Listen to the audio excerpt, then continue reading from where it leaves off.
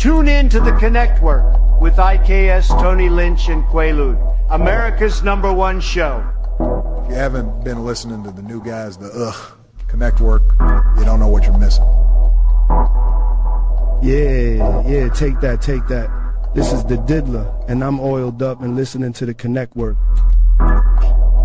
From the west to the east, it's the D-O-double-G, and I'm rocking with the Connect Work. If you don't know who I am, then you're stupid. Shout out to the Connect Work, hottest show, period. Yay. I want to give a big shout out to the Connect Work. These brothers are the new sound of radio. Now this is real entertainment, goddammit. Y'all better take lessons, and I mean it. If y'all ain't listening to the Connect Work, then y'all got something wrong with y'all. Andrew Tate here, and I want to give a super shout out to the Connect Work. Big shout out to IKS, Quaalude, and Tony Lynch. Together they make up the Connect Work.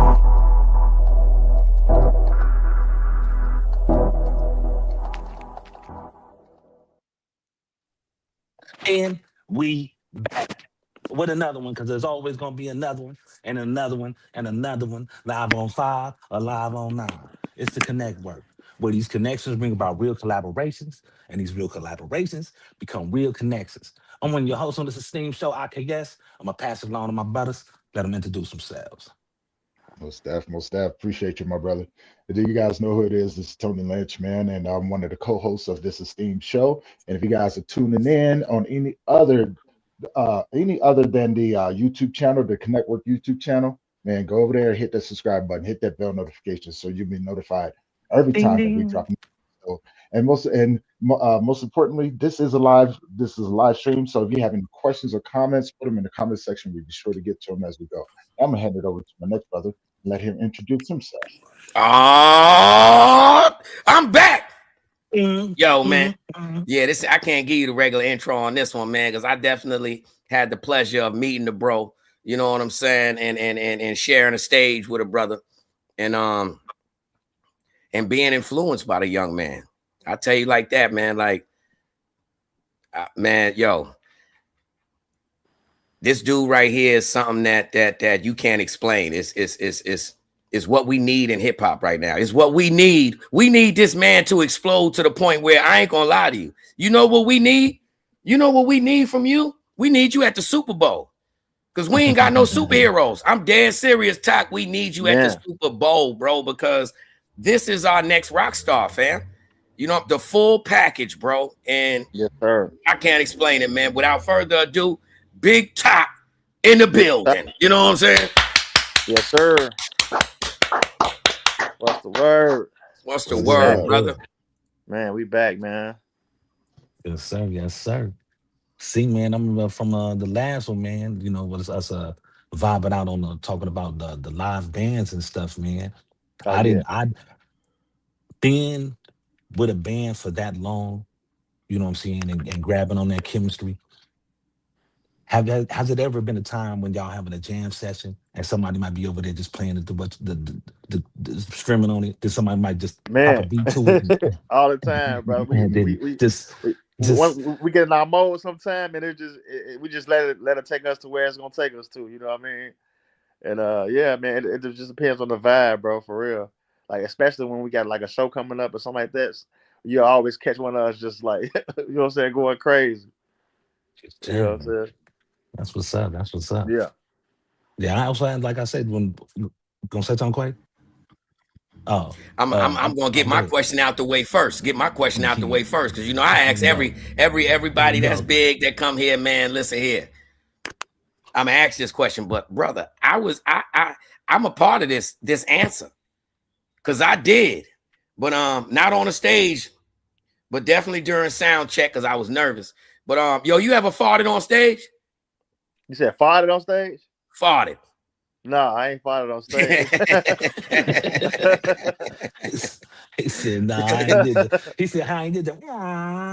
My band probably be like the Mr. Key or something. You know what I'm saying? Yo, bro, I definitely did that day at 420. I did during the sound check. I was so nervous to do. You know, they had the engineer, like how it's kind of like step down from the stage on the side. Yeah, on the side. I was so nervous standing to the side, bro, and I cut the cheese a couple times, like little kid nervous. Like, oh man. You lucky nobody for the shot smelt you. They probably like, bro, they probably would have put you on blast, Jack. What's wrong with that? What's wrong? Like, this nigga up here stink, man. Who is this nigga, man? This no young nigga, man.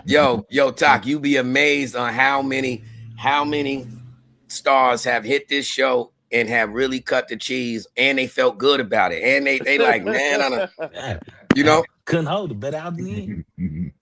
Better out than in. They booted me out again. Nah, you got to get your camera back on. Yeah, he's out now. Well, shoot, I know. Yesterday, man, y'all was doing your thing, man. Especially about Jesse. Oh, they did Jesse foul, man. They did Jesse foul, bro. Why they do Jesse like that, man? Shout out Jesse Jackson, man. Shout out Jesse. And yo, bro, that's the thing. They gave Jesse the Scottie Pippen syndrome, man. Man, that's wild. Yo, dying laugh when I had me rolling. I don't know why I keep doing me like that, but yeah, I'm back. It's the energy. But yo, watch this. I got a bone to pick with you, Tok. How Chicago? Because you repping Chicago. How y'all do Jesse dirty like that, bro? Jesse Jackson. How y'all do that man filthy like that, bro? They bogus, man. I don't know what type of time they he had the hey, yo, listen, I swear to God, yo, the nigga could say, I could just say a random name, Raheem. It was more people at his funeral. You know what I'm saying? Yeah, they did him dirty. Look. Yo. Wow. Yo, Jesse dirty, man. How you gonna have a funeral with no pallbearers? No, oh my God. Yo, look though, even the city, the city of Chicago. People mad. Listen, the city of Chicago, they had more hope. They had the barricades up. They had mad police, and wasn't even nobody. It wasn't nobody there. That shit was empty. Yo, what's so crazy, bro? Somebody got a clip floating around, right? Yeah. Of Jesse Hurst leaving the church, right? And it's so lonely. It's you know how you see the old country westerns with the tumbleweeds going? Yeah. Yo, bro. Somebody got a clip going around with the hearse going, and instead of it being a tumbleweed, it's a black bag from the corner store. Just wow. They bogus, man. They did him dirty, man. Jesse, wow. Come on, bro. Like, he had to make somebody mad or something. Like, how'd you get to that point, bro? Like, damn. Man, that's crazy. Yo, I ain't gonna lie though, bro. See, I think I'm gonna just be raw. I think honestly, same way I won that little 150 stamps in prison. Because when Trump was running for president, I'm like, yo, I bet you he win. Because he's saying what people been wanting to say. They just been whispering. But look, I think the reason why Jesse it was a lonely funeral because people couldn't get away from them eyes, bro. Everybody always felt some kind of way because of Jesse and his eyes that started on the side of his head, fam. They were spread out. So you saying you know what I mean? Like a hammerhead shark. Yo, Jesse's eyes was spread mad far apart. Yo, he had like headlights. You know how headlights is divided. I mean, spread out to the point where they right on the side of the vehicle. Yeah. Jesse eyes was mint. See, that's what I'm saying. That's why. Oh, hold up, bro. I just had the epiphany. That's why Jesse nobody came to Jesse's funeral because I told my Jesus got gold teeth. God sent the message out. Because I just had said, same way cars got headlights like this, so we could see a little bit to the left and right. Jesse had them eyes. That's why God had him with Malcolm and Martin. And he still ain't see nothing. Nah, he seen when that shooter came. With you. You ain't lying. Hold on. You right. See, you right. I was like, you should have played basketball instead of being the Reverend. Yo, you ain't lying. I can't. His court vision. He did see it. Crazy. Ooh, I ain't look at that side of the pendulum. Yo, he did see it and was like, He deserved that shit, man. Nah, he looked. He said, "Oh, it ain't pointed at me.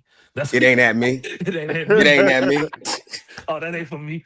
It ain't at me. That ain't for me." Let me crazy. stop. Let me stop. Jesse, Yeah. Loretta owe me $35 anyway. Mm-hmm. No, it ain't Loretta. It's Coretta. Coretta owe me $35.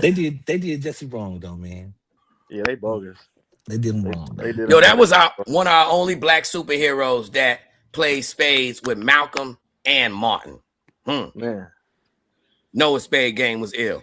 Yeah, but yo, shout out to Chicago. Y'all did him so filthy. Y'all act like Jesse. Y'all turned him in it. Yesy. He turned Jesse. He was Jesse. Jesse. Yes. Yo, hey, you know what? Every time I see a clip or see people talking about it, the only thing I think about was when Cedric the Entertainer on Barbershop, where he was like, Jesse Jackson. Man, fuck Jesse Jackson. That's how everybody felt. That's the only thing I've read, bro. That should have been a meme somebody made. Yo, you know what's so crazy? This is how bad it was. If everybody searching for attention. It wasn't even no bloggers there like, yo, I'm out here. I see joint. You already know. Yo, that's Jesse. Shout out. You take a pic. Nobody, bro. We don't even know what. Yo, man, they did Jesse foul. Yeah, he wasn't on the news or nothing. He had a 2-minute segment, and then they went on talking about the weather. And you know what's crazy? Why they ain't show none of his prominent pics? Soon as they showed the empty funeral, yo, it was so many seats missing in that funeral. People talking, even on the news, you see people talking. But yo, the only pictures they showed was his old blaxploitation pics. So they made it look like Jesse had a warrant and he'd been on the run all this time. You're right. Damn. Word, man. But man, forget all that. Big Talk in the building. In the building. You know what I'm saying? That should be the name of your next mixtape, man. I ain't had nothing to do with that. They did Jesse dirty. Man. See, that could be underrated too. Underrated, you feel me? Yeah. Underrated too. I ain't do it. So yo, I got a different type of question for you, man. It's not average that, you know, we got a unique genre when it comes to rap music. Yeah. So how did you merge the two of, you know, raw, because you a real MC? Right. How do you really spit and was able to merge that live music element together and it not sound like it ain't forced. Like a pop? You know what I'm? It doesn't sound like a band. It sounds like music. It's, you get me? Yeah, I get you. Man, I grew up. My granddaddy used to take me to the little blues bar, bro, and I used to listen to them do live music with the blues. It was crazy, and I'm like, man, I always wanted to rap, so I'm like, man, I wonder if I could implicate that with, you know what I'm saying, that live sound with some hip hop type shit. You feel me? And I was able to do it. I put my band together piece by piece. Like, it wasn't just like they was already together. None of that. It was, I actually found somebody who was good at guitar, found somebody who was good at drums, found somebody who was good at keys, found somebody who was good at, you know, bass, you know, things like that, bro. Like, and I just pieced them all together. And now they best friends. You know, we best friends now, bro. And it was just a chemistry that came along with us just trying stuff. You know what I'm saying? So I used to rap. You know what I'm saying? And they like, man, we could do this, we could do that, make it sound like this. You know what I'm saying? And I just implicated everything, bro. And we had success with it. It's crazy. That's like it's like every one of your sessions is it's like your band is building a beat around you. Exactly. And the crazy part about it is I have my producers, like, if we do something live and we just come up with something while we rehearsing, I always bring my producer there so that way he could hear, like, oh, and he'll turn it into a beat. You know what I'm saying? We get some live beats. He'll start recording them and he'll put his own thing into it, and we'll come up with a whole beat while we in rehearsal. Crazy, right there on the spot. But to anybody that even if you look at your videos, bro, like, somehow you can't tell that it's a live band. You can't tell that, like, Talk is Talk in a band. Right. You can't tell that, bro. And somehow you magically infused the two. Yeah. You know what I'm saying? Mm-hmm. Maybe I'm not wording what I'm saying right, but man, it's you know, and then with me, I really want it to be different, man. Like I feel like we expect like an artist to come on stage and then just do them by themselves. But when you implicate that band, then the band is crazy and like just raw with it. You know what I'm saying? It's crazy, bro. Like everywhere I go and perform, like any state I ever been to that I performed at with the band, they always, man, bro, that was crazy. Like, you know what I'm saying? So that's how I know like this is something that I definitely should be doing. You know what I'm saying? Because any state I ever been to and I perform live or headline, I always got that same reaction, bro. Like, man, that was one of the best shows I've been to. You know what I mean? So I got a question for you, Top. Yeah. You've been on a tour, some tour events with Twista. Yeah. You know what I'm saying? Chicago legend right there, man. Yeah. What was it's actually two. What was one of the best cities that you toured with him with? And then what was one of the worst? One of the best cities was Denver.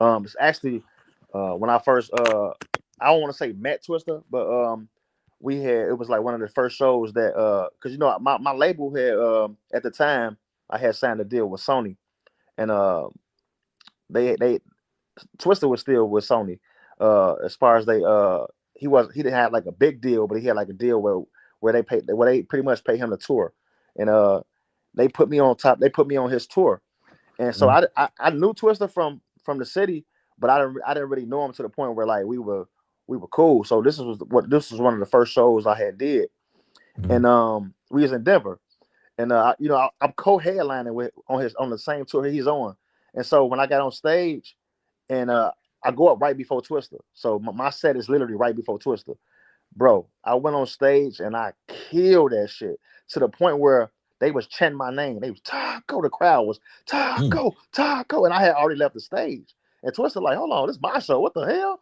He peeked his head up. He peeked his head from the back, like, wait, who is this kid getting all these damn chants? He getting chants. And he pulled me to the side. He said, bro, you got to go get him another song. I'm like, what you mean? He was like, you ain't got no more songs in the chamber? I'm like, hell yeah. He was like, man, go get him another song. They chant your name. You always got to give him another song. I'm like, all right, cool. And it's coming from Twista. So I'm like, hell yeah, I'm finna go up there and do, you know what I'm saying?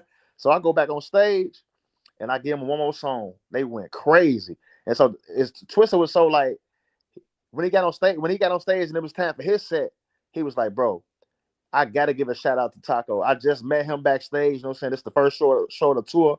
He was like, bro, I got it on video too. He was like, man, Taco killed that shit. Like to the point where, bro, he was like, man, I want bro to be, he gonna finish the whole tour out with me. He co-headlining this whole tour. That was crazy. He was like, that was crazy. Wow. That was crazy. He said, I heard it from the back. I didn't even get a chance to hear the whole set, but I heard it from the back, and I'm like, man, that was incredible. And he said all this on stage, so you already know that man. And I got the recording of it, so it was just like crazy, bro. Like coming from a legend from the same city, and so I ended up doing the rest of the tour with him, co-headline the rest of the tour. It was crazy, bro. But I'll say the worst city, since Denver was the best city, I say the worst city was New Mexico. New Mexico, Albuquerque.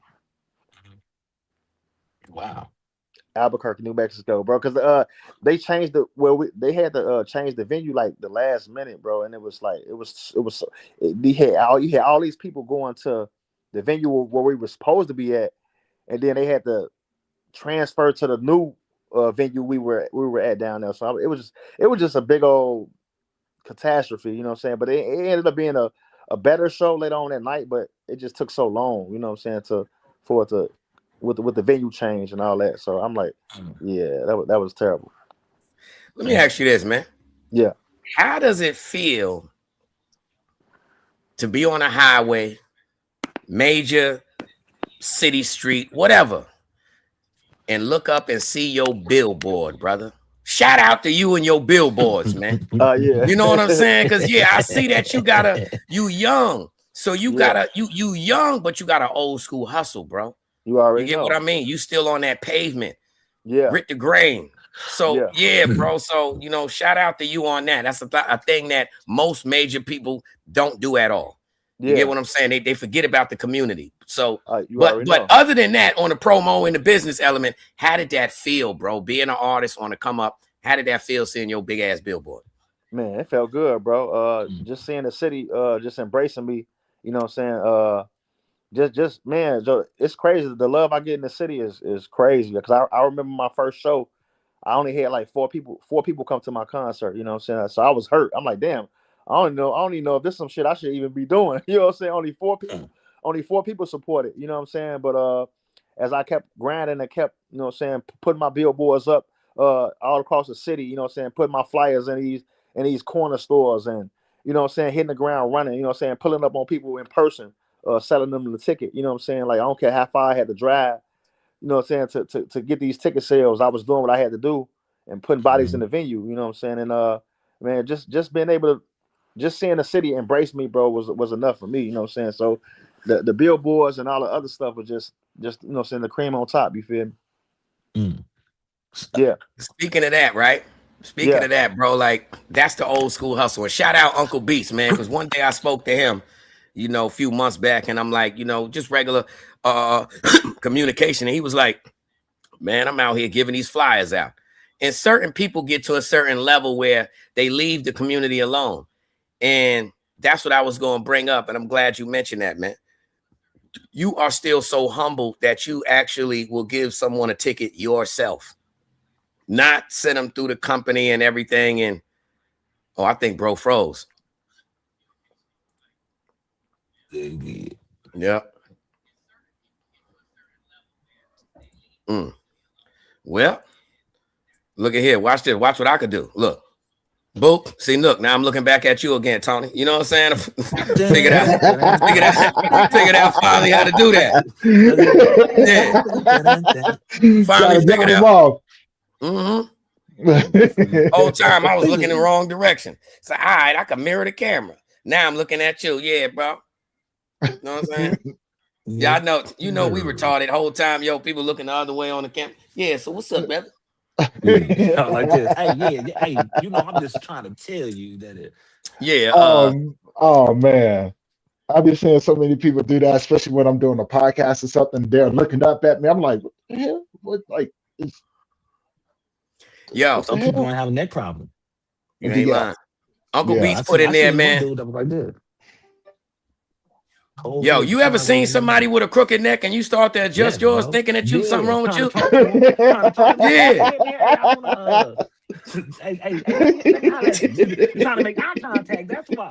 Yo, bro, that remind me of. I be watching the stupidest things. I like to watch things that make you laugh. But anyhow, have you ever watched the clips of the little babies emulating their grandparents or whatever? That's what that remind me of. When we look at somebody, we do like, they be doing the walks, they do everything. You know what I'm saying? Yo, they do the sound. Getting up. Hey, did you see the clip where the baby was mocking the mom? Like, doing what? The mom was telling the baby, no, if you're tired, go ahead, go to sleep. The baby turned around, was like, meh, meh, meh, meh, meh, meh, meh. And the mom was like, are you fucking mocking me? And the baby was like, Yo, I was like, hell no. Have you ever seen the one with the little Chinese girl? Which one? The one that be schooling her mother. Listen, see, that's not right. What you and daddy have to do is you need time. See, you are up here. I need you to bring it down here. And take it slow. That's what, yo, you never seen that? Yo, bro, in any ghetto, the one little scene you would have seen missing was out of nowhere, the camera clipped. Next picture came back, shorty lip would have been like, dude. Yeah, but regular parent in the hood would have said, what? You two girl, get out of here, man. The funniest one I seen, it was a Asian dude came up in there act like he smacked the mom. And the boy and the daughter were sitting there. The son jumped up like to stop the dad. The little daughter ran out the room. A couple seconds later, she come back in with the broom. I got that weapon. With the room, like, he was like, oh, this is the stop today. The day you started, see, that's what comes when when you got to stop it when it stops. You know what I'm saying? Yo, Ty, I saw. Pardon me, IKS. Go ahead, brother. I got since you was talking about like how you started, you know what I'm saying, of like, you know, with the four people only coming to your thing. Yeah. You still going out there passing out flyers. By you being signed to Sony Orchid Music, how has that like shift since you signed, like the way of like getting your promotion, getting distribution, getting, you know what I'm saying? Like what doors has opened up a lot more besides you doing it, you know what I'm saying, independent? I say them being able to promote me in different cities, because in Chicago I'm good. Like every show I headline in Chicago is sold out. Like literally, I've sold out like my last like 25 shows, 25 plus shows. You know, shout out to you, bro. Congratulations, man. Man, love. Because you got some major dudes right now that can't sell out a venue. Exactly. Mm-hmm. You know, shout out, Top. And I'm doing venues like House of Blues, which is like 1,400 in attendance. You know what I'm saying? A Bottom Lounge. You know what I'm saying? Reggie's, like venues like that hold, like, you know what I'm saying, a substantial amount of people. You know what I'm saying? So these ain't just no venues, no lounges, or no. Yeah, these like are at least these are actual G plus. Exactly. Yes. These are actual concert halls. You know what I'm saying? And so for me to be able to sell out those type of shows before I even signed my deal, showed them that I was somebody that they could invest in. You know what I mean? And so once they figured that out, it's been easier for me with the labels, because they're able to promote me in these different cities and states. You know what I'm saying? Like bro said, you know what I'm saying, have my billboard up in a city and state that I, you know what I'm saying, that I don't live in is major. Wow. You know what I'm saying? Right. Having them going flyers and all those promotional digital promotional tools with the label, man, is crazy, bro. Like I remember one of my first shows in Atlanta, because of course I'm gonna promote the Atlanta show I got coming up. Hold on, yeah. Hold on, pause yourself right quick. Give everybody a drop on this new joint you got coming up in Atlanta. You headlining, so that's perfect timing. Let them know, bro. Oh yeah, Shatlanta, man. Shatlanta, they pretty much, it's pretty much it's like a series that they do where they get an artist to headline from a different city. You know what I'm saying? Then of course Chicago happened to be the city I'm from. You know what I'm saying? So they booked me to headline at that joint. It's at this spot called a Select Lounge. You know what I'm saying? It's in Stone Mountain, Georgia, which is probably 10 minutes from Atlanta. Shout out Stone Mountain, man. You already know. Yeah, I performed at the Atrium there. Yeah. Oh, okay, yeah. It's gonna be crazy. It's gonna be crazy. They're gonna love it. I'm bringing my band out. You know what I'm saying? Bringing the team out. You know what I'm saying? I already got probably 120 tickets sold already. You know what I'm saying? Is your band got a different name, or tell us about your band, bro? The band is a New Era band. So New Era. Shout out to the New Era, man. And can you give us give us the 1-2 on your band? Because they are creators too, but they not here. So you know what I'm saying? A lot of people, anytime when they mention the band, it's like they never get known unless they become Lenny Kravitz. You know what I mean? Right. So can you hit them with the, I'm from that era where they be rocking on the show and they like, hold on a minute. Yeah, Teddy B on the drums. And of course. Yeah. That's like rock on the guitar. Will Ferrell. And you know what's so crazy? Yeah. My band don't even like the spotlight. I be trying to do that shows. They be like, no, bro, like you know what I'm saying? They want me to have all the spotlight. They like, bro, this, you know what I'm saying? They shy away from it, man. You know what I'm saying? But they do their thing. Yeah, shout out to DJ, the drummer, Rob on the guitar, Ramon on the keys. You know what I'm saying? We got my boy Pastor on the bass. We got Adam on the bass. We going crazy, bro. What's your drummer name? DJ Don. Man. Yeah, he cold, bro. Don Walker, man. Shout out to him. I don't want to. I'm listen. That boy is. I got this pic. I'm just gonna show you when I send it. He is tearing these drums up so bad that you know how you be putting things in your own mind. I wanted to tell you earlier, and I'm glad I didn't say it. But I'm saying he tearing them drums up so much, it looked like his splashes coming off the drums, like off the cymbals. It looked like his splashes coming off the cymbals, man. You know what I'm saying? Yeah. But yeah, bro. Yeah, man. Yo, your band is an issue, bro. You know what I'm saying? And it don't sound like it's a band. It's the future of music, man. Mm-hmm. Straight up. And we need you on the Super Bowl. But yo, watch this. Uncle Beats had put in there. Shout out Uncle Beats. Shout out Hood Hierarchy. Yeah. He put in here, the streets love taco, and he from them project buildings. Yes, now watch this, right? It's only It's only a couple people. See, when you think of the Chicago thing, music is always, you know, murder, death, kill. Right. Now, it ain't too many that can just shine and be anywhere in public and get the love. And it's like that's the vibe that you have, bro. You know what I mean? You got that Kanye, you got that Chance. You know what I'm saying?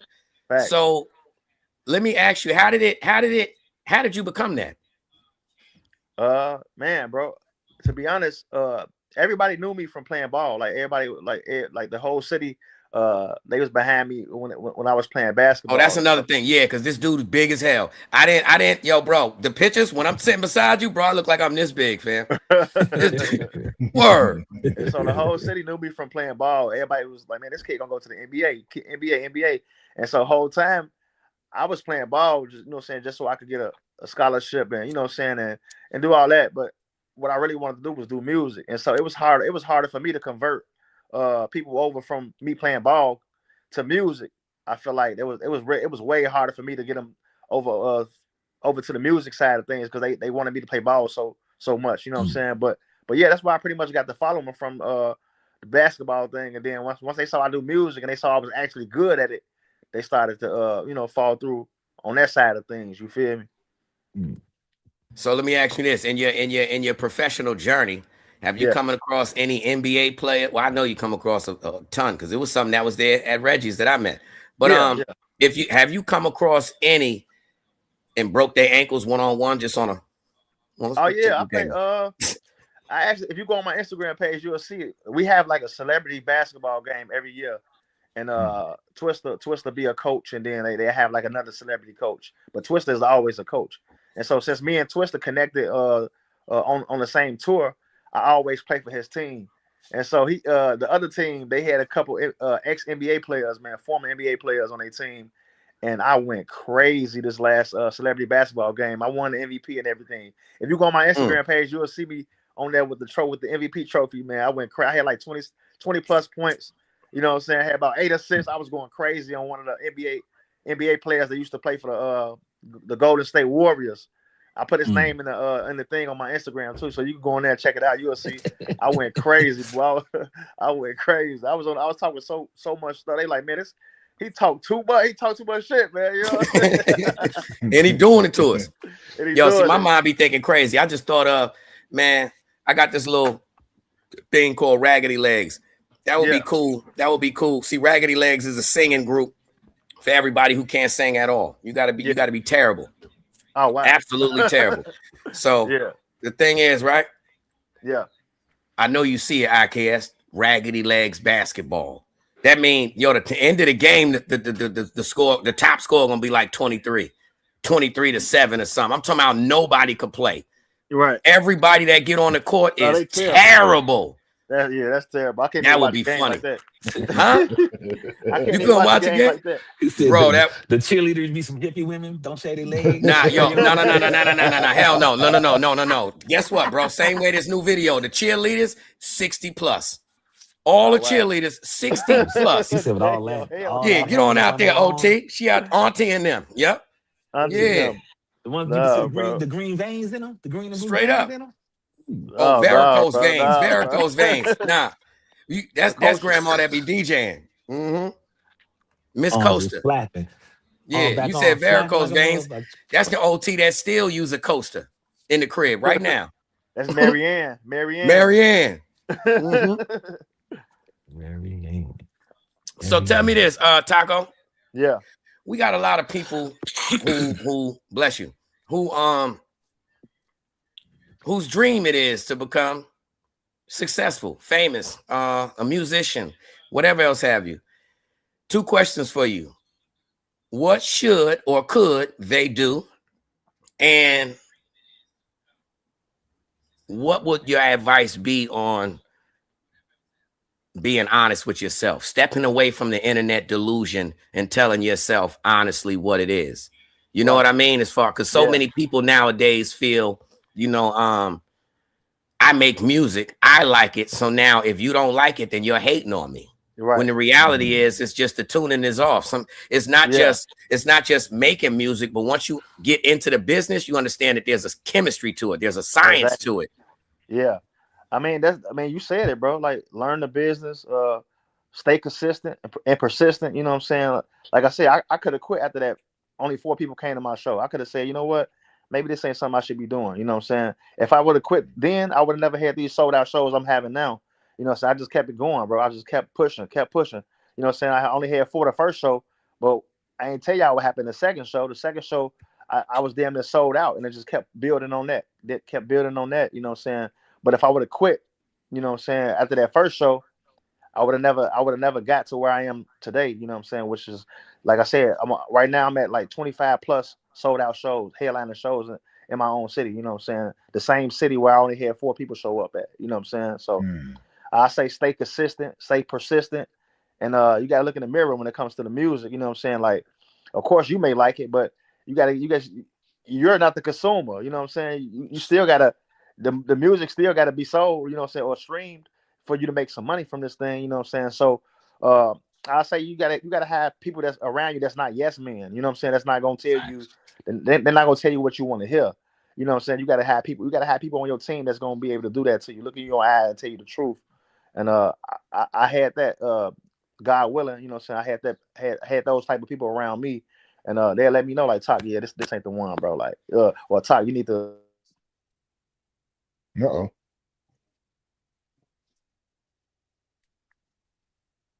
No, we need to.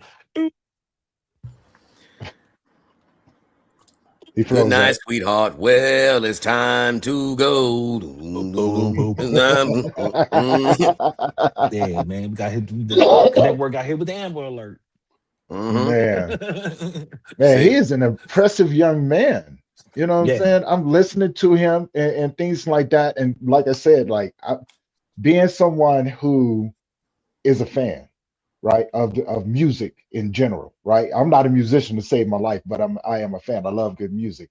To listen to him, to see his humbleness is, you know what I'm saying, is kind of exciting, man. You know what I'm saying? Because it makes me excited to see who he becomes as he matures. Bro, that dude is so humble. And he is like I said, that stage, bro, that stage had a lot of energy on it. You know what I'm saying? And again, bro, when I gotta show y'all the footage behind the scenes, man. He understands the chemistry of performance too. You know what I mean? And who would have known that all that he had that set up for himself? As he said, you know, he invested into his own stage show. So that wasn't a part of Reggie's. That was his own pyro technic situation he got set up. So that's why he, you know, remember I'm sitting there like, yo, as soon as he jumped out, man, the fire started coming up, the smoke blast. Yeah, but that stage presence, man. Exactly. It's a lot. You know what I'm saying? I got a question for you, man. You being an artist and a performer, right? When did they get away from doing the pyros? You know what I'm saying? Because you don't see that a whole lot anymore, right? You know what I'm saying? People just come out, do their whole little thing and going about their way. Whereas, you know what I'm saying? Like, I come from an era where people come out with the fireworks and stuff like that. You know what I'm saying? They got them out on strings and, you know, like the whole Method Man thing. You're like, you know what I'm saying? Like, when did we get away from that? When did we get away from the We never did. I'm going to tell you what it is, you know, because, see, remember I told you I used to do showcases before I moved out to Pennsylvania. And I use a smoke machine, fog machine, laser machine, strobe lights, all the above. So I say that people never got away from it. It's just we in a day and age now where people don't feel that they got to invest into their craft. That's what I think. Because due to them giving out so many free ways to record your own music, people don't even appreciate the element of renting studio time. You know what I'm saying? And then they don't understand that once you really start to play this game, that your little studio session that you so-called had was really a pre-production session. Right. You get me? You got pre-production, production, mixing, and mastering. You know, it's levels to this thing to make, like, for instance, Andy Van Dett is the last stop. That's mastering, you know. But most of these people, you know, they've never, they don't understand what it is to truly record. So I think when they get to the point of, you know, understanding, let me go to this pre-production spot and appreciating this engineer's time and say, he gonna charge me $35 an hour. Now I'm gonna put in 10 hours just for this one song. Now after this, I'm gonna go to a whole nother studio, not a jack of all trades, but a master of nothing. I'm gonna go to another studio, or maybe deal with a different engineer that strictly knows how to mix. You know, that's all he does is mix. Then after I'm done with that, I'm taking it over to people like Andy to get it mastered. You know what I'm saying? Everybody do their thing, and them numbers go up. You figuring I ain't in the studio, so why would this mixing cost more? Yeah, that's probably about $80 an hour, because this is the process to make this music product now. You know, once it becomes product, everything is a go. Man. You already know. But most people, I think nowadays we in the era where everybody is so entitled. You know what I mean? Perception and entitlement. Nobody want to put that work in. Yeah. They don't even value themselves. Exactly. Microwave, bro. But even a microwave need power. You feel me? Thanks. Yeah. Big facts. Shout out Heat Detective, man. I see you in the building. They go Heat up in here. Yeah. Yeah, that's the bro, man. Shout out Heat. You know what I'm saying? Yeah. Yeah. Matter of fact, shout out your head. Shoot, shout out to everybody that popped in. Actually, shoot. Who else popped in? I can't see. Comp Works one. Martha Owens. Heat Detective. Appreciate everybody popping up. Yes, sir. In the chat. We in the building. Yes, sir. Yeah. Chi-Town love out here, man. Yes, sir. Talk, I got a question for you, man. Who was your biggest influence, you know what I'm saying, to really give you that motivation to be the artist that you are today? Like what sort of, you know what I'm saying, who influenced you the most? I say artists like J. Cole, you know what I'm saying? People that like artists like that, you know what I'm saying? Like artists pretty much like J. Cole, because he pretty much got damn near the same story as far as like the support that was behind him. He had to move to a whole other state just to get that support because he wasn't getting it in his city, you know what I'm saying? Like things like that inspire me, you know what I'm saying, to want to do this thing, man. You know what I'm saying? The odds when the odds are stacked against you, you still find a way to make it happen. You know what I'm saying? Yeah. I can dig that. I can definitely dig that. If you could do a song with anybody, dead or alive, who would it be? Man, that's tough. I say, that's tough, bro. Dead or alive, that's tough. Yeah, I'm gonna have to go with Nas or Nas. I guess I can only pick one. So yeah, I'll say Nas. You can go on. You can say 3, 4 if you need it. You know, Nas. I say Nas, J. Cole, and her. Artist name her. Or Mary J. Man, Mary J. Some man, bro. Mary J. Jack. I say go do another. You're all I need. You feel? To get back. Yeah. Man. To piggyback off of that, man. If you were able to do a movie school, man, what movie would that have been, bro? You said if I was able to do a what? Yeah, a movie school where you had your soundtrack on, you know what I'm saying, your live band, y'all up in there doing the track for you know what I'm saying, Gridiron or Bud or Rim, you know what I'm saying? Yeah. Like what would have been like, you know, like I had the perfect song for that damn movie. Oh, let me see. Creed. The Creed, the Creed series. He said the series. Yeah, I had. He said the series. He didn't just say one. He said the whole series. You hear me? Creed 1, 2, and 3, Jack. Like, you know what I'm saying? I say Creed, bro. I got a lot of joints like for that type of vibe, the working out type of vibe, that type of vibe. We got a lot of live sounds for that type of stuff too. What's the name of one of the songs? Tracks. For one of the tracks, let me see. One of my favorite ones for that, it'll be Highlight, One of them called Highlight. Okay. Highlight. Okay. Yeah. Now, is this on the underrated? No. These are some unreleased joints, but yeah, the underrated joint, man. That joint, that's a classic, man. I got features on there with like Wizkid, Nico Baby. I got it's the list goes on. You know what I'm saying? A lot of the artists I've worked with already that's like already tied into the industry. That's that's like having crazy success. Yeah, I'm surprised you who ain't have got that you plaque with the album behind you, man. Oh, that's coming. That'll be on the way. Oh yeah, that's on, yo, yeah, I got some on the way for sure. We got some on the way for sure. Who have you worked with, Talk? Yeah, I say Wizkid. I don't know if y'all heard of King Los. King Wizkid Los. is that reggae dude, right? Yeah. The one that got the joint with Tim's. Yeah, bro. Yeah. I got the free mind. Yeah, bro. Yeah, you don't need no other. Yeah, that joint. Don't need nothing like you. Yeah, I got a joint with Frank Ocean that's been sitting in the vault for a long time, Jack. Frank Ocean. Yeah, I've been waiting on him to come back out so I can drop it. But yeah, I ain't heard his name and I don't know how long. Hey, you might have to go ahead and put that on out there on the solo thing, man. Remember, I was telling you, Andy just pressed. Andy just pressed the record for him. I think he either just went diamond or 12 million, something like that, right, Talk? Who? Frank Ocean. Oh yeah. Frank Ocean got some crazy numbers. His numbers, ridiculous. Look at that! Shout out Kilo. Kilo pulled up. Shout out Kilo. Yeah, look at that. Crucial conflict supporting you, brother. Yeah. Yes, sir. Chicago love in here. The love is in the building, Jack. Yeah. And that's actually we that was the show we did. We did it. Yeah. That was the show we did. Shout out to them, man. Shout out to the city, baby. Let's go. Yeah, man. Yeah.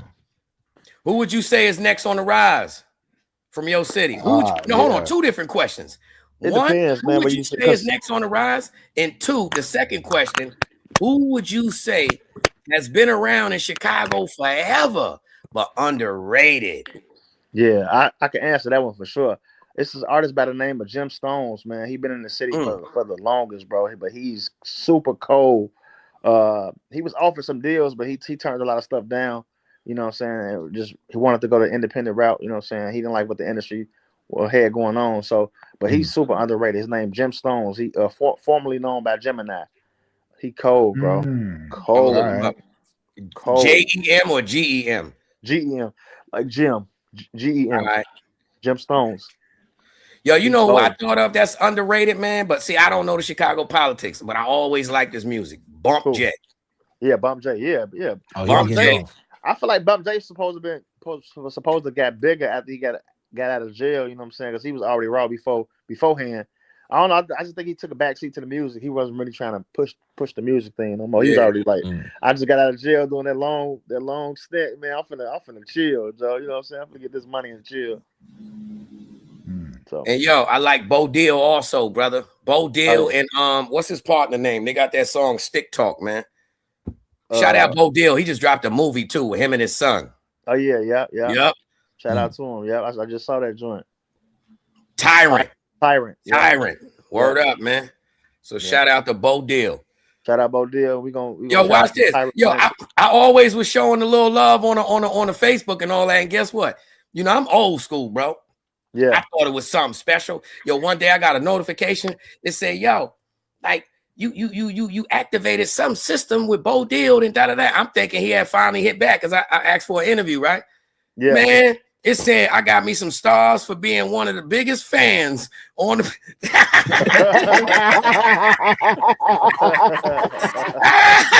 I said, yo, here's a sticker. He gave me a scratch and sniff sticker. Sniff sticker.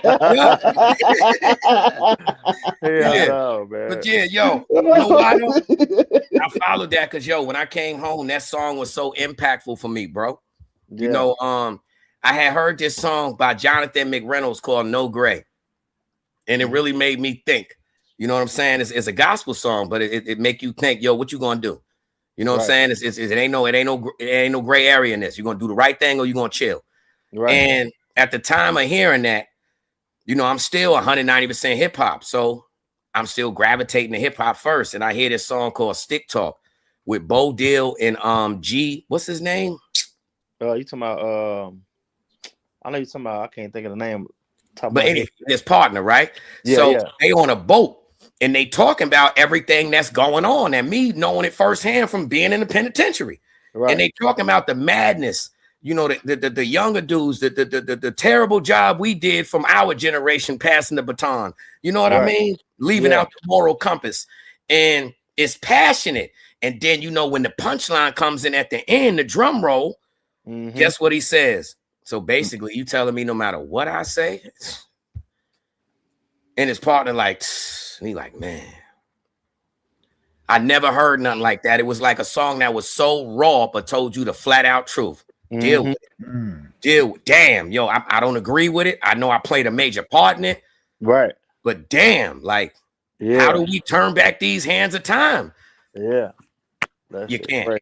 You can't, brother. It's here. We stick talk. And that along with the song No Gray had me understand what the new society was. You know what I mean? Yeah. Straight up. And believe it or not, something like that I saw, because when I came home, I'm like, yo, hold on.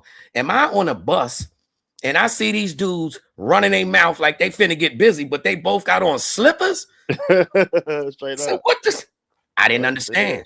How you got on slippers and a ski mask? Come on, brother. That ain't make no sense to me.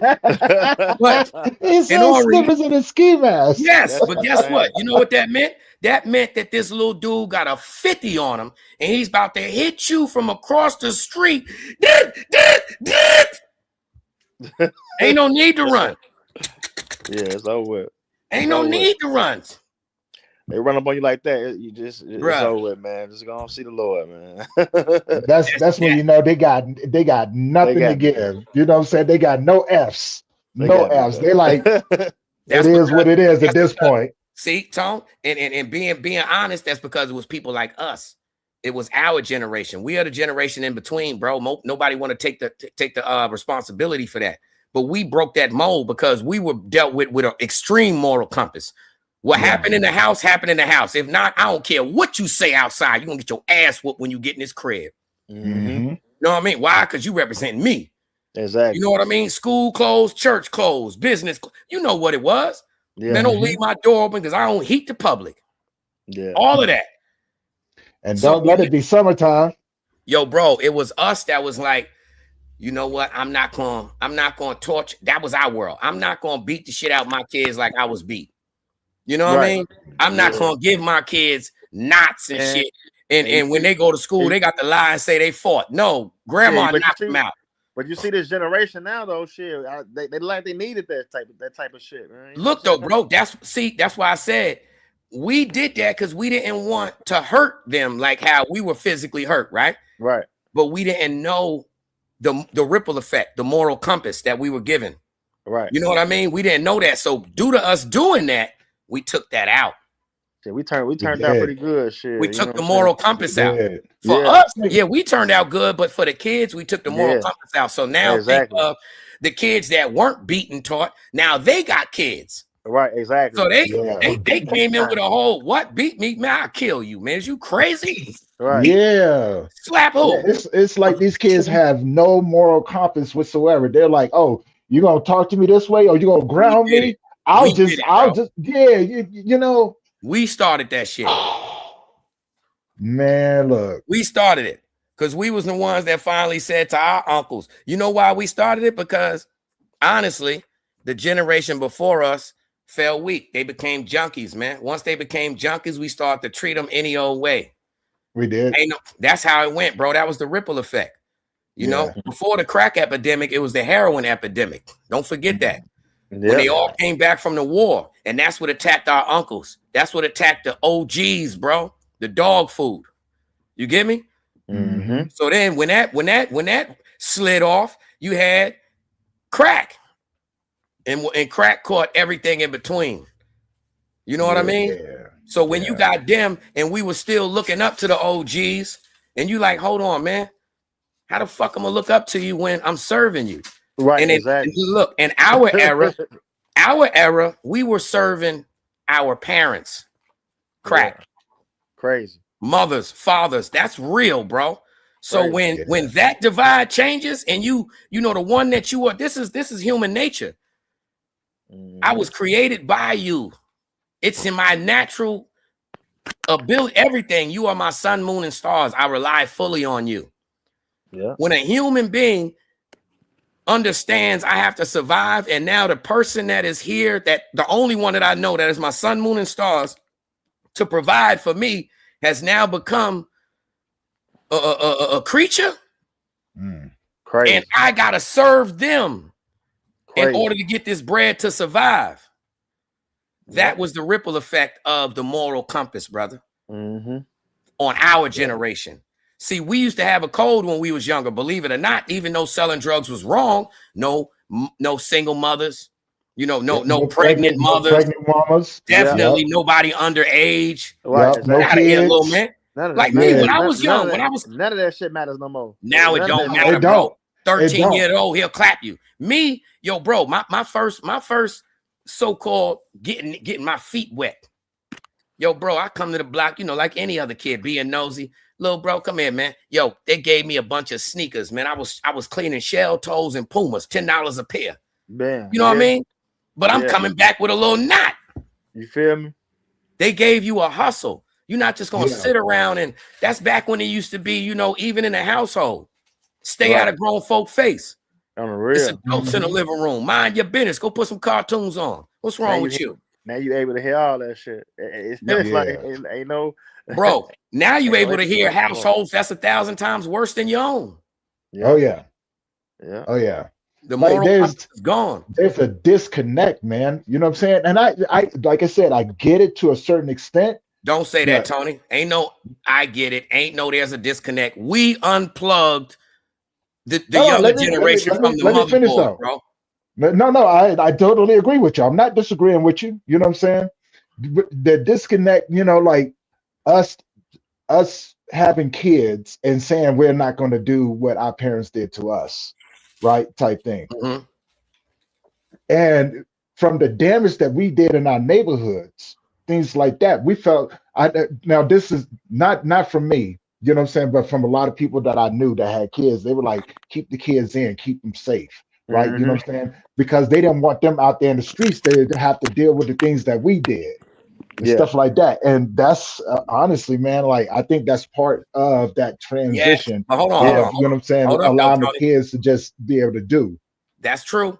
Now I got to think of another side that I forgot about, because I got them all. I got bruises all over me still. Not bruises no more, but wounds. But some of us used to, bro, we used to get real ass whoopings. We used to get, bro, it wasn't nothing for your mother to kick you sideways in your hip bone. Like any wrestling move was a go. Yep. Oh yeah. But now we know you being looked at crazy. You hit your kid now. It's like, man, you got to worry about all these different, you know what I'm saying, takes. You got to worry about people having their phones out. And all bro, and the crazy thing is, for us that were actual children, that bro, I done got my ass everywhere in public, grocery stores, everywhere, bro.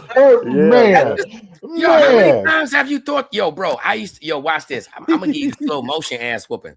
You know how many times we used to be in a lunchroom, you done did whatever, and then everybody like, yo, that's your grandmother. Look, Jason, there go your grandmother.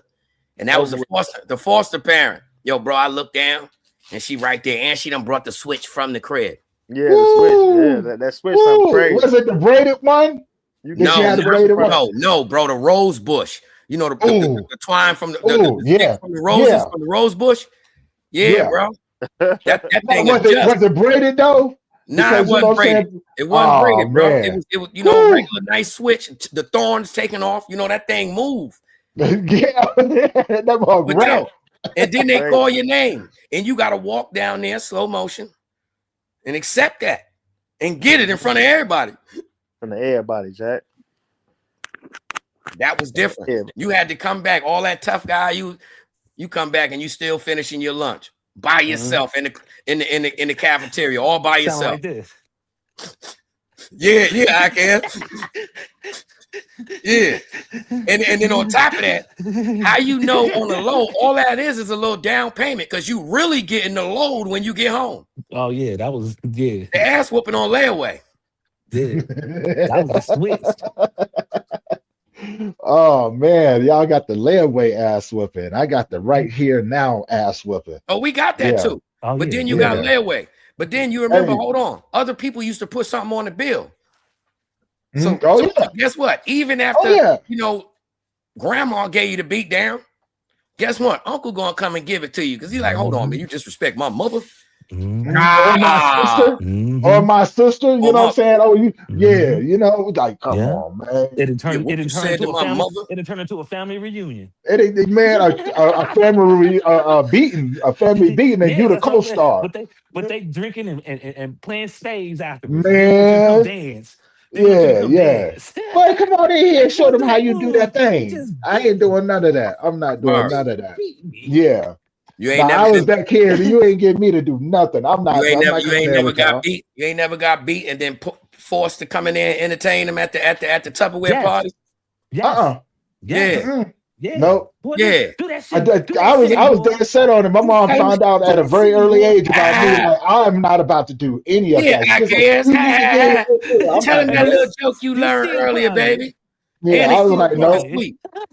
Tell me that joke you said earlier, baby. It had me dying. My sister my sister was the one who did that. I was like, I ain't doing none of that. I'm staying in the child's place. As a matter of fact, the door is right there. I'm going out there. I'm not trying to be in here because y'all drinking. Y'all got the Canadian Miss. Man, I ain't about to do Canadian Miss. Not the Canadian Miss. So they're talking about Tupperware. Y'all ain't messing with the Tupperware. Y'all about to get drunk and abuse us. Oh, you used to drink mad liquor, Tony? No, I used to be a raging alcoholic. Oh, yo, you ever shitted on yourself? No. You lying. But I have dropped some farts that make you think that I did, though. Tony, you said a raging alcoholic. You ain't never drank so much liquor you doodled on yourself. No, I'm talking about at the same time. And you gotta jump up, So my thing was when my tolerance for alcohol got so bad, y'all know what Boilermakers is? Nah. So we used to get the 40 ounces by the case. And I used to take a 40 ounce and I would drink half of it. And whatever alcohol I had left from the night before, which was usually some Jim Beam, some tequila, Everclear, stuff like that. You know what I'm saying? Beer that I had. Everclear prison drink. Yeah, I used to pour all that. You heard him. You see how he slicked that in, right? So he's buying liquor and making liquor on the stove. Yeah. Damn, because you know what I'm saying? Like I used to drink Ice 800, 8 Ball, St. Ives and stuff like that. Crazy Horse. And it stopped doing something for me. So I was like, man, let me just put this up in there, right? And so just by I pour that up in there, sit back and drink it. Thunderbird. Thunderbird. You know what I'm saying? Wild Irish Rose. Come on, man. Boone's Farm. Yeah. Boone's Farm. Mad Dog. Cisco. Some Smirnoff. In the I didn't mess with the Smirnoff. See, certain types of alcohol. You ever peed on yourself, Tony? I did. I got so drunk one time where I passed out behind the club that we was at, and I woke up and I had peed on myself and everything. I was jacked up. I didn't even make it to where I was going. I went outside, sat down, passed out, and woke up the next morning with the sun beaming on my face. Wake up in the bush. I've done that too. Man, look, I've woken up in train cars and stuff, like where the tracks was. I used to climb up in there and go to sleep, end up in another damn city, somewhere going where. That's some wildness right there. Dude, I used to get blackout drunk, and then once I got it to a point to where I used to pretend like I can control it, right? You know what I'm saying? And that's all I did. I just drank all the time. From if I slept for 30 minutes, I drank from the time I got up to the time, you know what I'm saying, to the time I stopped. Had to go get that was every day for over 20-some years. Yo, one time, bro. I was young, man. I went to some chick crib, right? And she had the burgundy, blanket and sheet set, whatever, right? But anyhow, I got woke up and she like, yo, look, out of nowhere, yo, it's a dark burgundy spot right in front of me. You know what I'm saying? So obviously I done peed on myself. So look, I'm so embarrassed that I get up like, yo, now I dropped the Corona. Know what I mean? But yo, my pants soaking wet. So I can't get in the car, drive off. So I go, yo, my pants soak. So I go in the bathroom, right? Go in the bathroom. She take my pants and drawers and all that, throw them in the washer. You know what I'm saying? We're about to throw them in the washer, right? I go in the bathroom. I'm like, yo, I got to get up out of here. My mind. So I used to have a weed spot. So I got a bunch of, it looked like you got $100,000, but it's nothing but singles, fives, and tens. You know what I'm saying? So you used to do that too? Yo, look though, bro. So it looked like I got hella paper. But look, my paper done got wet. I done peed so bad, I done soaked up my money. So I'm embarrassed. So instead, my only defense is, as I'm in the bathroom, you know what? let me wash my money. I don't care about this one. Give my pants back because I got to get out of here. So now I got to make it like, you know what? Even though I peed on myself, look, I got so much bread that this is what counts. Can't have my bread smell like no pee. Let me wash this real quick. Now I'm out of here with the pissy pants. You get me? Yeah. I'm dead serious, bro. Now, somehow in my psychotic mind, that held more weight. Like, ooh, I got caught peeing on myself, but I got mad paper. Let me get out of here. Guess what, bro? The following day, I'm at the corner store. She popped in. Oh, no. Oh, you thought you was dissing me? Yo, nigga peed in my bed. No. She got you. Yes, brother. The next day at the corner store, because that was a regular routine. Bright and early, go get you a couple Dutchess, and she in there on the same routine. Yeah. If it ain't Mr. PPB, if it ain't Mr. Put your business all out there. Yeah, bro. And I'm looking at her like, this is pants boy. Knock you out when you come outside. But yo, same outcome from the night before. Oh, I gotta get up out of here. I ain't going to that corner store no more. Avoid you altogether. Yeah, I did. Pierre Turner, he said, not the Canadian Miss, Tony. I said, yeah, the Canadian. That used to be my mom's drink. You know what I'm saying? Every day she used to get her little bottle of Canadian Miss and sit back, play spades with her friends, and get drunk. You remember that? They used to have ladies' liquor and men's liquor. Like all the women used to drink Kahlua. You know what I mean? You know, I don't know. What was the other thing that all females drank? To the point where a dude drank, they like, remember them? I said that. What's them other ones, bro? They used to be in your refrigerator, man. They was like a wine cooler. There you go. The wine. Wine. Okay. James or Barnes and James, something in James.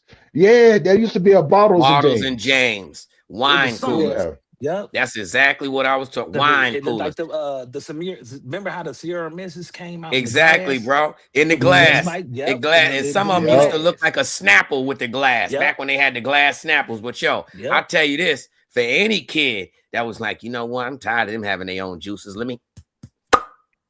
Yo, bro, you put that sip back and you ain't never They had you like, yo, you can't even avoid it. And they looking at you. Yeah, you took a sip of my juice. Then no, I didn't.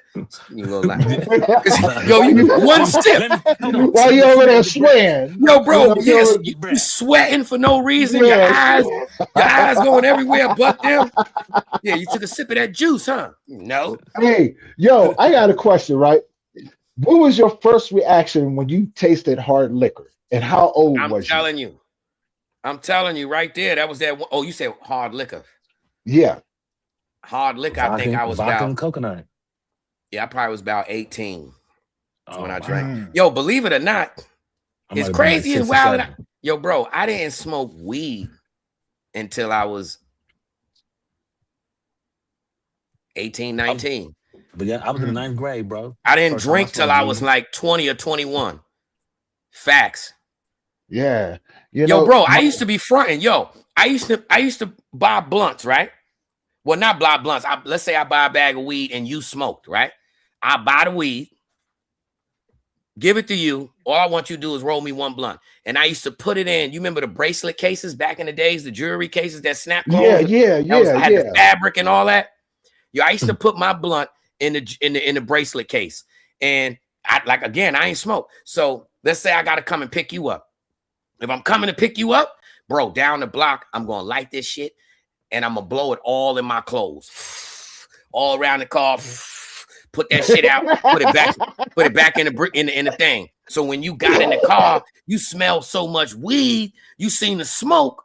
The last thing you did was question if I smoked. You know what I'm saying? Shout out my man Angel. That was the one person who caught me in my back one day. And I'm sitting there, I'm riding with him. He driving. I'm leaning out the side like this. And I was by the mirror leaning forward, right? And he caught me in my back. That shit went in. God is my witness, bro. In my mind, I'm looking in the passenger side mirror. And in my mind, I'm mad as hell. I'm trying to put a tough guy face on. In the mirror, I'm like this. Andrew like, yeah, you finally smoked, huh? I'm like, oh, he like, yeah, I knew it. I knew I wasn't crazy. You don't smoke? Word up, bro. And that was it. From there on, I was like, I'm telling you, in my mind, I'm saying, nah, you mad.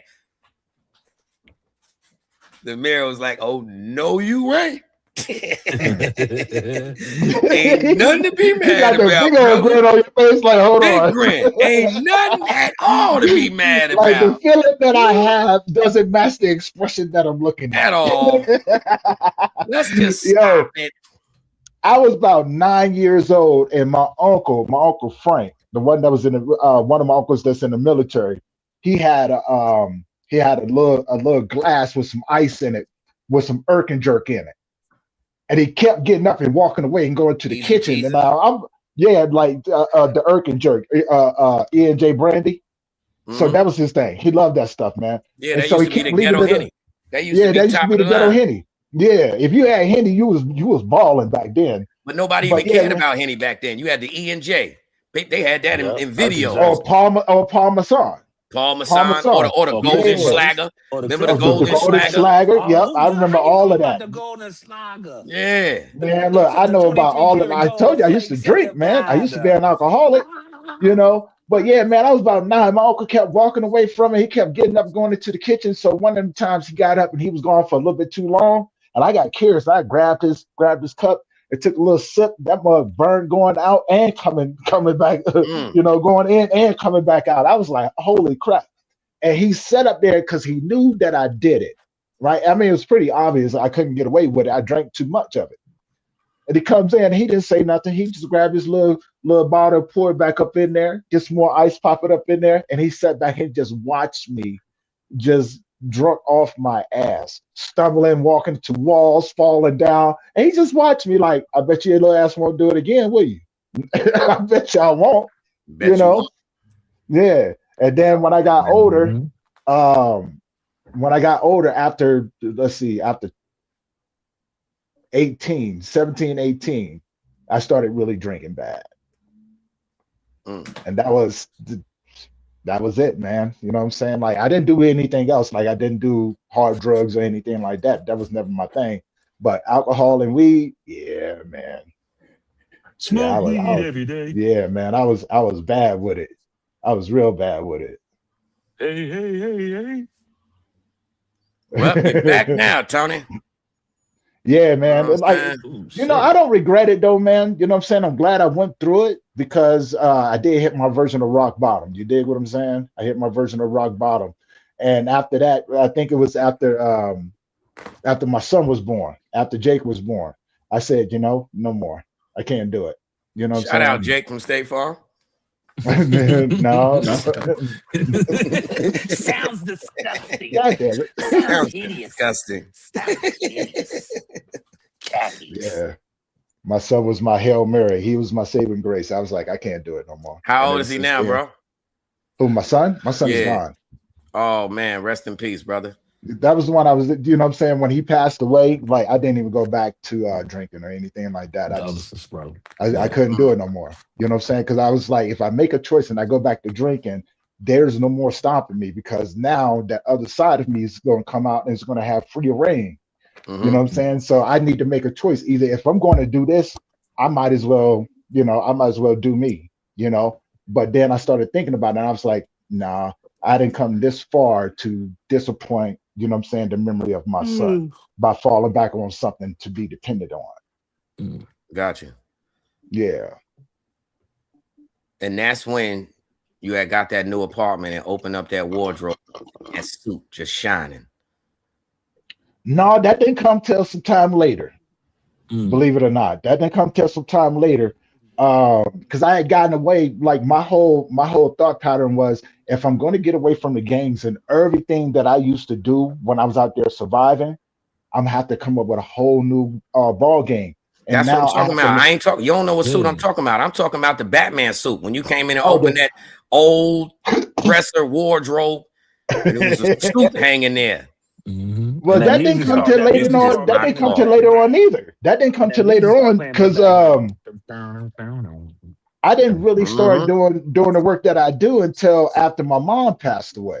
You know what I'm saying? And yeah, then after that, then like you said, you know, like when I made the decision to do what I do now, that was the decision to go in there and grab that suit, and it's like, you know what? I got to be my own superhero on this. You know what I'm saying? No one's going to come and save me. I'm have to be the superhero. So yeah.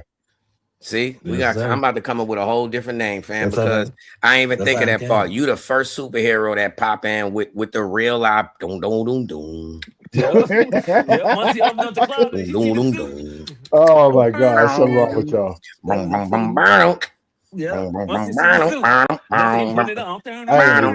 I'm not even with y'all. only superhero that he pull up in a pickup truck and got his whole outfit in a toolbox in the back of his truck. That's all I need. That's all I need. You know what I'm saying?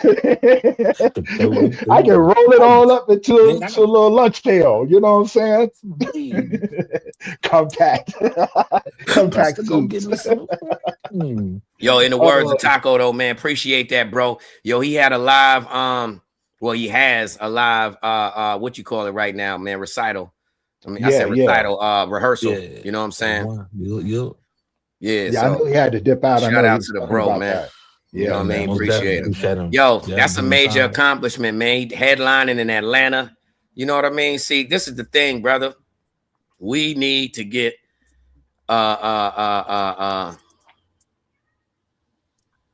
we need to get some of these artists, bro, that are dreaming. That's the goal of mine, bro. You know what I mean? Like the Make-A-Wish Foundation. You know what I'm saying?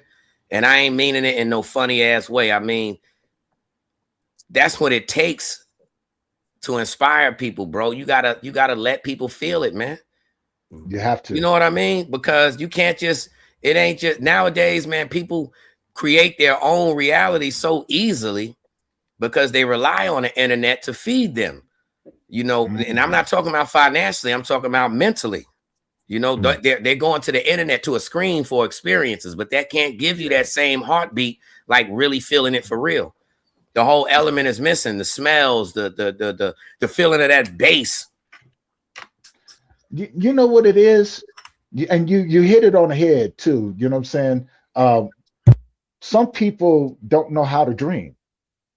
They don't know how to, you know what I'm saying, go back into the dream and be a kid and wonder, you know what I'm saying, and be curious about, you know what I'm saying, be curious about things anymore, right? You know what I'm saying? Because they do go to the internet. They let the internet design their imagination. So they're not, you know what I'm saying, they're not really engaged with it. They were like, hey, if such and such is doing that, I might as well go ahead and do it too. I can see it's working out for him. Not understanding like, hey, it may not. But what's crazy is, see, it's about like that Warren Buffett quote, man. It's about the announcement, not the follow through. Because I look at it, it's kind of like equivalent to a text. My daughter told me this, you know, when I didn't understand why people continuously text you 50 times but won't answer the damn phone, right? And those type of individuals are people that are not your friends. Why? Because a text takes the emotion out of the conversation. Simple as that. It gives you a false sense of security, and it takes the emotion out of the text. It allows you to still communicate. Yep, anonymity. It does. Get your point across with capital letters, and not have to deal with the repercussion of body language, rejection, any of the above. I said what I said, and just leave it like that, and really feel that their point came across. You know, that is where we at nowadays. But on the flip side of that comes from being hurt, man. So people are guarded. It does. And what's crazy is so many people will say, man, nah, I wasn't hurt. You were raised in a hurtful environment. And the crazy thing is, mixed with a twisted type of love that learned how to survive that kind of scenario, allows you to really believe that this isn't pain. This is normal. This you know what I mean? This is just what it is. No, that's not.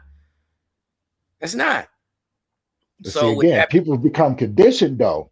Exactly. People become conditioned, and you know what I'm saying? And when you're like, you hit it on the head again.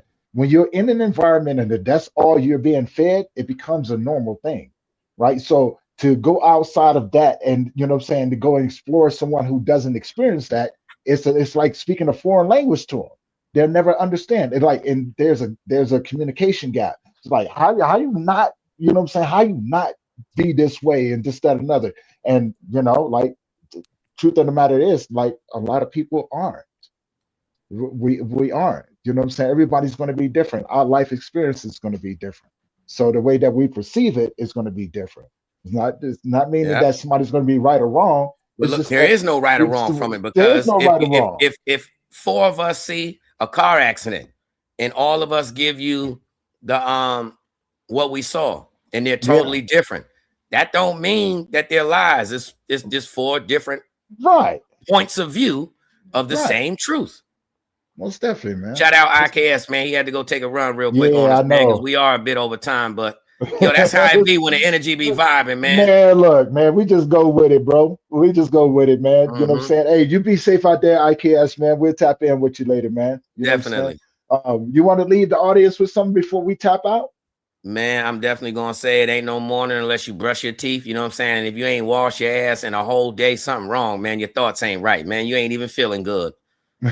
So I would say today, in the words of my daughter, have a great day on purpose. Man, look, you know what I'm saying? I could definitely dig that. A big shout out to your daughter, man. You know what I'm saying? And for everyone who have been tuning in, you know what I'm saying? Thanks for coming and vibing out on this Thursday morning with us. You know what I'm saying? And if you have not already, head on over to that Connect Work YouTube channel and hit that subscribe button, hit that bell notification so you'll be notified every time that we drop a new one. And we live stream. And before we go, bro, yo, shout out to Mr. A Fam, shout out to Pierre, shout out to Conut, salute Conut.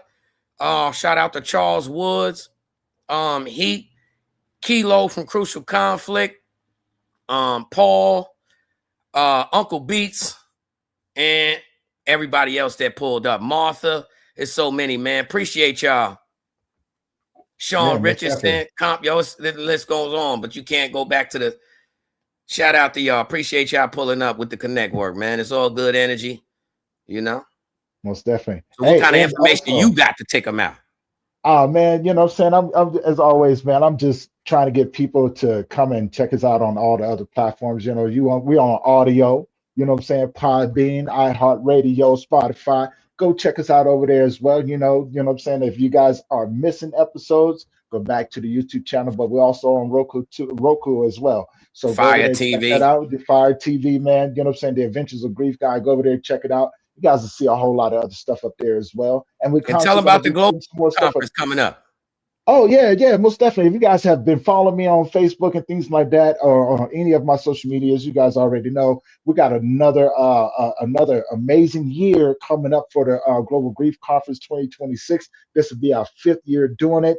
We got more presenters than we had last year. We got a lot more stuff coming up there. We got the Connect Work that's going to be up there. You know what I'm saying? We got podcasters. We got a cooking show that we just added in as well. You know what I'm saying? So we as always, man, every year we try to do it bigger and better, but we also make it easier for you guys to tune in because there's no fee. You tune in on any other platforms that we're streaming across, you know what I'm saying? And come meet some people, man. Come meet some people, find out what's going on. You know what I'm saying? If you're looking for support or anything like that, we got people from all across the world. So there's no, our goal is not to turn you away. We want to make sure that you have everything that you need in order to grieve in a healthy way with people who actually care. Like we said, we out here changing people's lives one heartbeat at a time. You know what I'm saying? And we got amazing people that's out here doing it. So come check us out April 24th, 25th, and April 24th, 25th, and the 26th. You know what I'm saying? Which is the last weekend of April.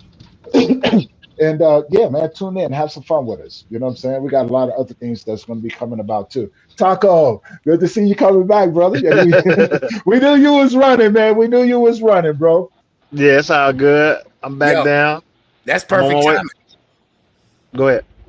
Nah, I was saying you was perfect timing. You popping back, man.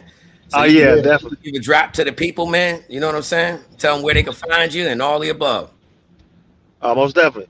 I go by the name of Taco, aka Big Talk. Y'all make sure y'all follow me on all my social media platforms. I always say if you want to listen to any music, old music, new music, you want merch, you want to see when my next tour date is, anything regarding Taco, you go to my website, tacomusicofficial.com, and you'll find literally everything there.